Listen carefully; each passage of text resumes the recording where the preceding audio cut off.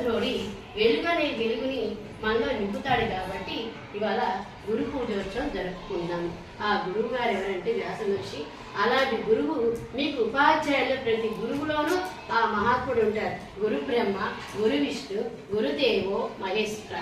త్రిశక్తి త్రిమూర్తులు బ్రహ్మ, విష్ణు, మహేశ్వరుడు వీళ్ళ ముగ్గురు ఆ గురువులో ఉంటారు. కాబట్టి ఆ గురువుని ఎప్పుడు మీరు ఆరాధిస్తూ మనము దైవంతో సమానంగా వారిని పూజించాలి. మనం ఫస్ట్ మన జన్మనిచ్చినటువంటి తల్లిదండ్రులని మర్చిపోకూడదు. అలానే వాళ్ళేమో జన్మనిచ్చారు. గురువేమో వారిది గురు పౌర్ణమినే వ్యాస పౌర్ణిమ అని కూడా అంటారు. వ్యాస పౌర్ణిమ అంటే వ్యాసుడి యొక్క పుట్టినరోజు. ఆయన పుట్టినరోజు ఎందుకు జరుపుకుంటున్నామంటే ఆయన మృగాసురుడు అనే రాక్షసుడు వేదాలను తీసుకొని దాచిపెడతాడు. అవి వేదవ్యాసుడు తీసుకొచ్చి వ్యాస మహర్షి తీసుకొచ్చి ఆ వేదాలను భాగాలుగా విభజిస్తాడు.